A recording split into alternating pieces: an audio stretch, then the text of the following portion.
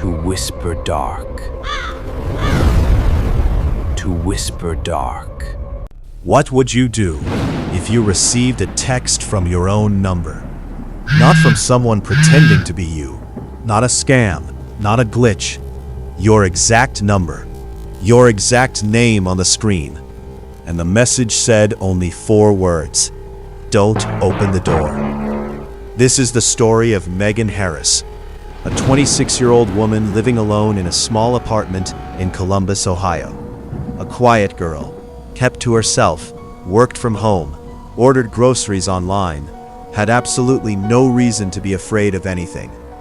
Until the night her own phone started warning her. And by the time she finally understood what those warnings meant, it was already too late. Megan moved into apartment 4B on Linwood Avenue in March. It was the kind of place that looked completely fine in the photos, but felt slightly wrong the moment you walked in. The ceilings were lower than expected.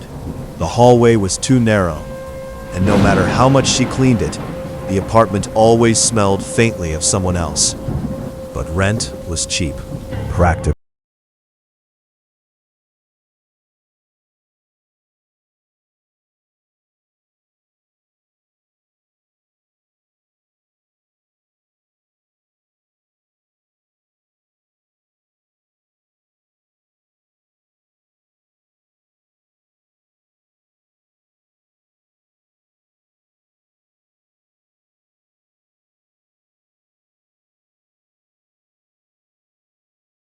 On the cushion beside her. She picked it up without thinking.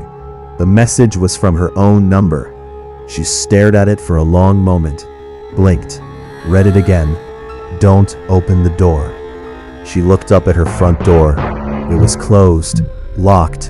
The deadbolt was turned. The chain was on. Nobody had knocked. Nobody had rung the bell. She looked back at her phone. She told herself it was spam. Some kind of spoofing trick, where scammers make messages appear to come from your own number. She had heard about that before. She typed back, "Wrong number," and then deleted it, because that felt ridiculous. You don't text yourself wrong number. And then she blocked the thread and went to bed. She forgot about it by morning. That was her first mistake. The second text came 9 days later. She was in the kitchen making coffee. It was early. The sun had barely come up. She was still half asleep, still in her pajamas, her hair loose around her face. Her phone was on the counter beside the coffee maker. It buzzed. She picked it up, expecting an alarm reminder or an email notification. It was her number again. You shouldn't stand in front of the window like that. Megan went cold. She was standing directly in front of the kitchen window. She had been standing there for maybe 2 minutes. She stepped back immediately, pressing herself flat against the wall, her heart slamming in her chest. She looked out the window. There was nothing there, just the alley below, a dumpster, a fire escape, the brick wall of the building across from hers. Nobody was out there. She told herself the text was a coincidence. It had to be. Someone spoofing her number, sending random creepy messages, not actually watching her. How would they even see her through a window from that angle? It wasn't possible. She pulled the kitchen blind all the way down. She didn't open it again for 2 weeks, but she didn't call the police either. Because what would she say? Someone texted me from my own number and told me not to stand by the window, and now I'm scared? They would think she was being paranoid, dramatic, wasting their time, so she stayed quiet. That was her second mistake. By the time the third text came, Megan had almost convinced herself the whole thing was over. 2 weird texts. Probably the same scammer. Probably moved on to someone else. She had unblocked the number because she was curious, not because she was smart. And then, nothing had come through for almost 2 weeks. She started sleeping better. Started leaving the blinds up again during the day. Started feeling like herself again. And then one night, at exactly 2:17 in the morning, her phone lit up on the nightstand beside her bed. She was asleep, but something woke her. She couldn't explain it. There was no sound, no noise from the hallway, just a feeling. The way you sometimes wake up and immediately know something is wrong before you even open your eyes. She opened her eyes. She looked at the phone. Her number. Again, I know you're awake. Megan did not move. She lay completely still in her bed, blanket pulled to her chin, staring at the ceiling. Her whole body was shaking, but she did not move. Because whoever sent that text either knew she was awake right now, in this exact moment, at 2:17 in the morning, or they were guessing. She needed it to be a guess. She lay there for 4 hours, did not sleep, did not move, watched the ceiling slowly get lighter as morning came. And when the sun was finally up, and the birds were finally making noise outside, and the world felt at least a little bit normal again, she called the police. 2 officers came, one older, one young. They walked through the apartment, checked the windows, checked the locks, took photos of the texts on her phone.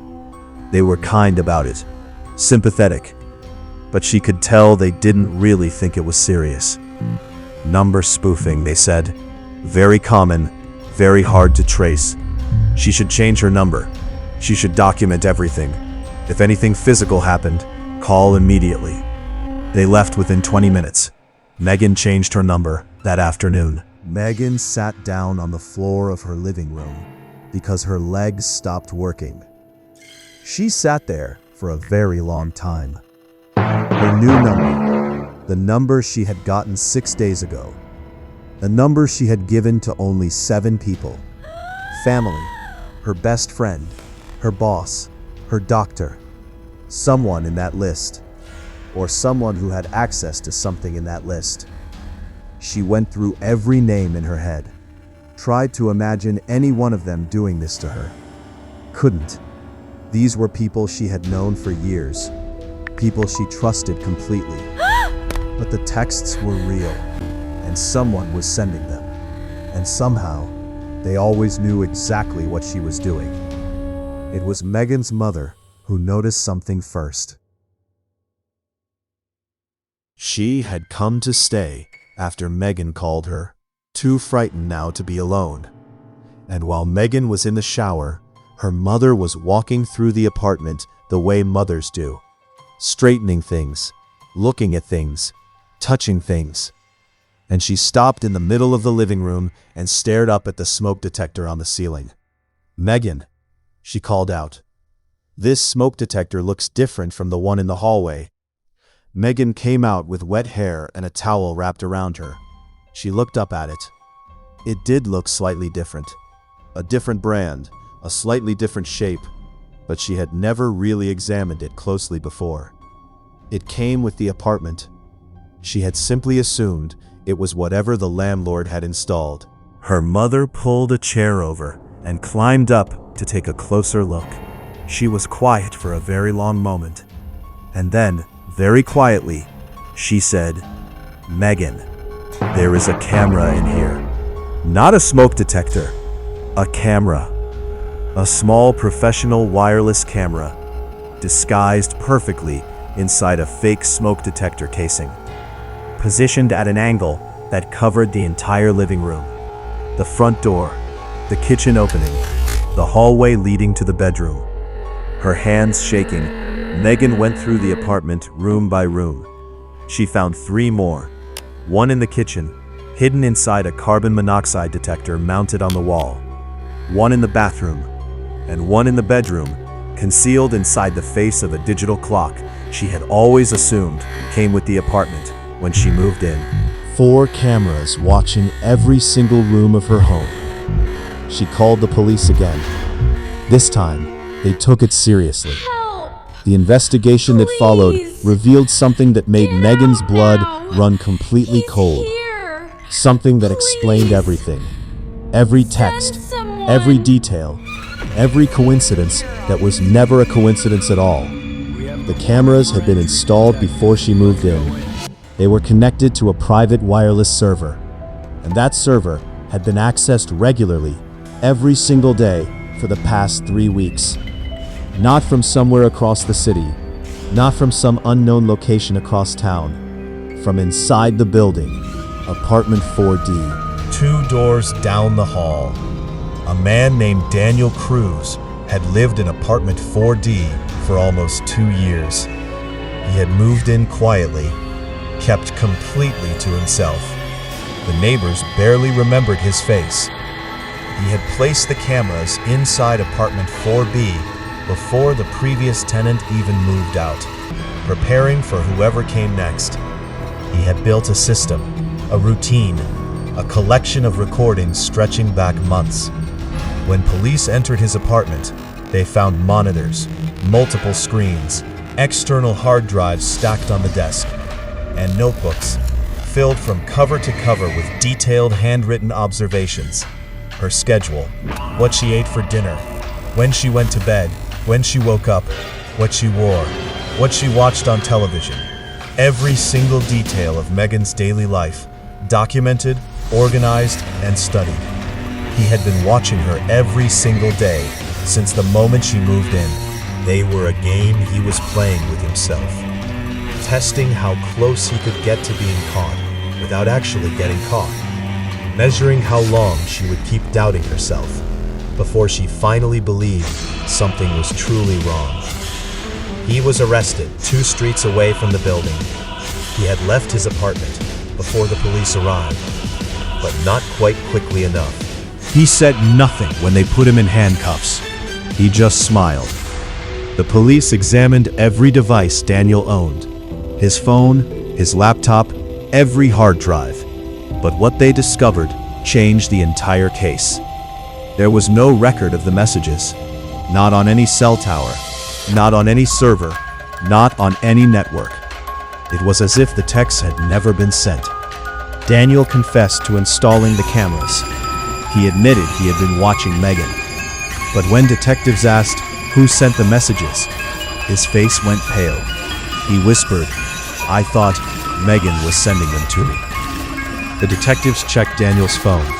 For weeks he had been receiving messages from Megan's number. The first one said, "Don't tell her about me." The last message arrived 5 minutes before his arrest. It read only 4 words, "She's behind you now." Daniel suddenly turned toward the empty corner behind his chair and began screaming. Officers rushed into the room. There was no one there.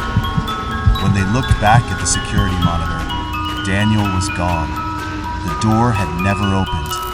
To this day, Daniel has never been found. But every year, on the very same date, someone receives a text from their own phone number. It contains only 4 words. Don't open the door. If your own phone ever sends you that message, don't reply, because whatever is trying to warn you may already be inside your house. Good night. Some stories never end. They wait, hidden in the silence, watching from the darkness, waiting for someone to listen. Tonight, you've heard one of them, but this isn't the last whisper. It's only the beginning. Subscribe to Whisper Dark, because the next story might be about you.